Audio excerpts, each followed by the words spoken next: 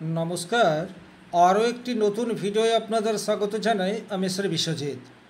আজ আমার আলোচনার বিষয় সিংহ রাশির ছেলেদের বিশেষ 7টি দুর্বলতা এবং সেই দুর্বলতাগুলিকে কাটিয়ে ওঠার অত্যন্ত সহজ সরল কিছু প্রসেস। যে প্রসেসগুলি বা যে সমাধানের রাস্তাগুলি নিয়ে আলোচনা করব, আদতে আপনার মনে হতেই পারে যে এগুলি করে কতটা লাভবান হওয়া যাবে, কিন্তু আপনি যদি সম্পূর্ণ আস্থা বিশ্বাস রেখে এবং ধৈর্য ধরে অন্ততপক্ষে 1 মাস অভ্যাস করতে পারেন, সেক্ষেত্রে কিন্তু ডেফিনেটলি আপনি পজিটিভ রেজাল্ট পাওয়া শুরু করে দেবেন। চলে আসছি মূল আলোচনায়। সিংহ রাশি কালপুরুষের পঞ্চম রাশি এবং সিংহ রাশি একটি অগ্নিতত্ত্বের রাশি। সিংহ রাশির মানুষের মধ্যে প্রচুর গুণাবলী রয়েছে, কিন্তু সামান্য কিছু দোষ ত্রুটি বা দুর্বলতা থাকার জন্য সিংহ রাশির জাতকরা কিন্তু সেই অর্থে লাভবান হতে পারছে না। তার 7টি প্রধান কারণ। সবচেয়ে প্রথমেই যে কারণটি নিয়ে আলোচনা করব সেটি হচ্ছে সিংহ রাশির ইগো। সিংহ রাশির ছেলেদের ইগো এতটাই বেশি, এরা সামান্য কথা সহ্য করতে পারে না, অর্থাৎ সহ্য শক্তি এটা অনেকাংশে কম। তার ফলে কি হয়, অপর মানুষজন এদেরকে অনেকটা অহংকারী ভাবে। আদতে কিন্তু সিংহ রাশির ছেলেরা অহংকারী নয়, এরা অত্যন্ত ইগোয়েস্টিক। আর এই ইগোকে যদি আপনি কন্ট্রোল করতে পারেন, সেক্ষেত্রে কিন্তু আপনার মধ্যে যে পজিটিভ গুণাবলী রয়েছে সেগুলি বিকাশ হওয়া শুধুমাত্র সময়ের অপেক্ষা। যদি আপনার মধ্যে এই প্রবলেমটি অনেক বেশি মাত্রায় রয়েছে, সেক্ষেত্রে আপনি যেটা করতে পারেন সেটা হচ্ছে অহংকার নয়, আত্মসম্মান ধরে রাখার সাথে সাথে অপর মানুষের কথা শোনার অভ্যেস এটা আপনাকে গড়ে তুলতে হবে। আপনি যেটা বলছেন, আপনি যেটা ভাবছেন সেটা ঠিক আছে, কিন্তু অপর মানুষ যেটা বলছে সেটা অন্ততপক্ষে মনোযোগ সহকারে শুনুন। এটার জন্য আপনি যেটা করতে পারেন, আপনার মোবাইলে কোনো দীর্ঘক্ষণের গল্প বা গান বা সিনেমা যেটা আপনার ভালো লাগে সেটা আপনি শুনতে পারেন, কিন্তু যেটা শুনবেন সেটা কমপ্লিটলি শুনবেন। এখানে অডিও শুনলে বেশি উপকার আসবে। দ্বিতীয়ত, সূর্য ওঠার আগে আপনাদেরকে অবশ্যই ঘুম ছেড়ে উঠে যেতে হবে। সেক্ষেত্রে কিন্তু আপনার মধ্যে যে ইগো রয়েছে এটা কিছুটা হলেও কমতে পারে।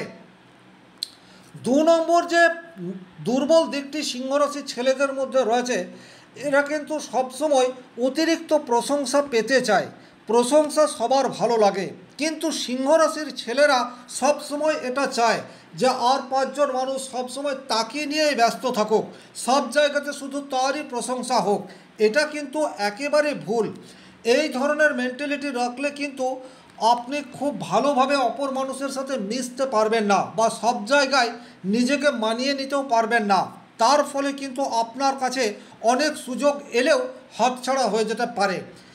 এই দুর্বলতাটি যদি আপনার রয়েছে, সেক্ষেত্রেও কিন্তু আপনাকে খুব ভালোভাবে যেটা করতে হবে, আপনাকে ছোট ছোট লক্ষ্যমাত্রা রেখে সেই লক্ষ্যগুলি পূরণ হলে খুশি অনুভব করতে হবে। অপর মানুষ কি বলছে সেটা গুরুত্বপূর্ণ নয়, আপনি আপনার কাছে প্রিয় হয়ে থাকুন। এই চেষ্টা যদি আপনি করেন, দেখবেন সামনের মানুষটি কি বলছে তাতে আপনার খুব একটা কিছু যাবে আসবে না। 3 নম্বর যে দুর্বল দিকটি সিংহরাশির ছেলেদের মধ্যে বিশেষভাবে দেখতে পাওয়া যায়, সেটি হচ্ছে অতিরিক্ত নিয়ন্ত্রণ প্রবণতা। অর্থাৎ আপনার কাছে যে মানুষটি রয়েছে, সে আপনার বন্ধু হতে পারে, ভাই হতে পারে, স্ত্রী হতে পারে, স্বামী হতে পারে, যে হোক কিছু একটা হতে পারে, কিন্তু সবসময় আপনি তাকে কন্ট্রোল করতে চান। অর্থাৎ কন্ট্রোল করার একটা বদ অভ্যেস, সেটা কিন্তু আপনার জন্মগত। এটা আপনাকে মনে রাখতে হবে, সবাই আপনার বশ্যতা মেনে চলবে না। প্রত্যেকেরই নিজস্বতা রয়েছে, প্রত্যেকেরই যে কোনো ডিসিশন দেওয়ার ক্ষমতা রয়েছে, প্রত্যেকেরই প্রত্যেকটা কাজ করার অধিকার রয়েছে। আপনার যেটা ভালো লাগে সেটা আপনি করুন, কিন্তু অপর মানুষের কাজে হস্তক্ষেপ করবেন না। প্রত্যেককে তার নিজের মতো করে কাজ করার সুযোগ দিতে হবে। এই গুণটিকে যদি আপনি বুস্ট করতে পারেন, সেক্ষেত্রে কিন্তু আপনার সাকসেস পাওয়া শুধুমাত্র সময়ের অপেক্ষা। 4 নম্বর যে বিশেষ নেগেটিভ বা দুর্বল দিকটি আপনাদের মধ্যে দেখতে পাওয়া যায়, সেটি হচ্ছে শর্ট টেম্পার বা কথায় কথায় রেগে যাওয়ার প্রবণতা। স্বাভাবিকভাবে সিংহরাশির মানুষ যে অত্যন্ত ক্রোধী তা কিন্তু নয়, কিন্তু অল্পতেই মাথা গরম করার প্রবণতা সেটি কিন্তু সিংহ রাশির ছেলেদের মধ্যে বিশেষভাবে দেখতে পাওয়া যায়।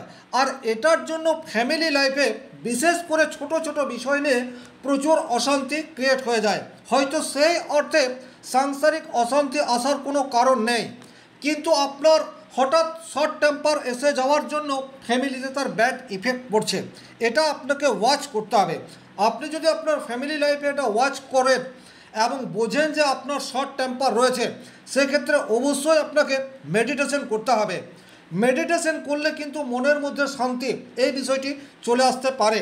তাছাড়া আপনাকে কিছুটা শারীরিক পরিশ্রম এটাও করতে হবে।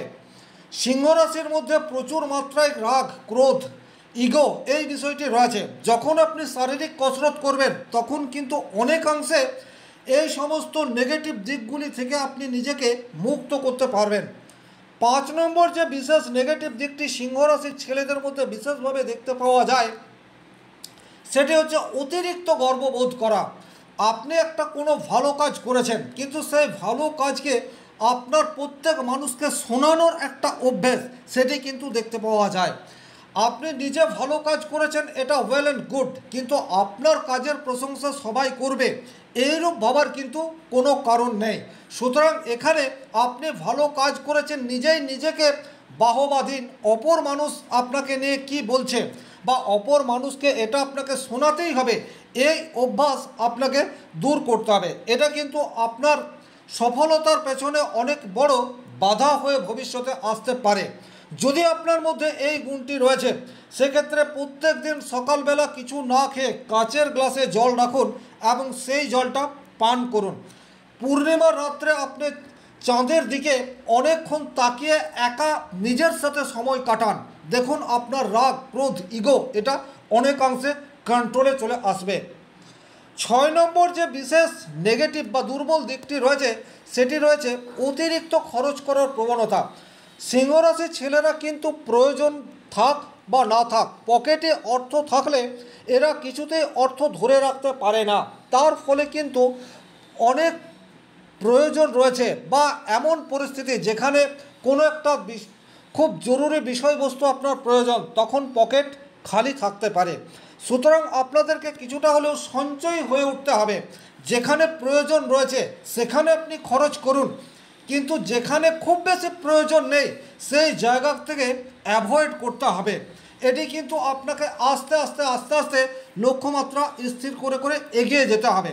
তাছাড়া আপনারা সঞ্চয় করার জন্য রেকারিং করতে পারেন, মিউচুয়াল ফান্ডে ইনভেস্ট করতে পারেন, অথবা বাড়িতেও কোনো একটা আলাদা জায়গায় অর্থ জমিয়ে রাখার চেষ্টা সেটাও আপনারা করতে পারেন, যা অদূর ভবিষ্যতে আপনার ফ্যামিলিরই কাজে আসবে।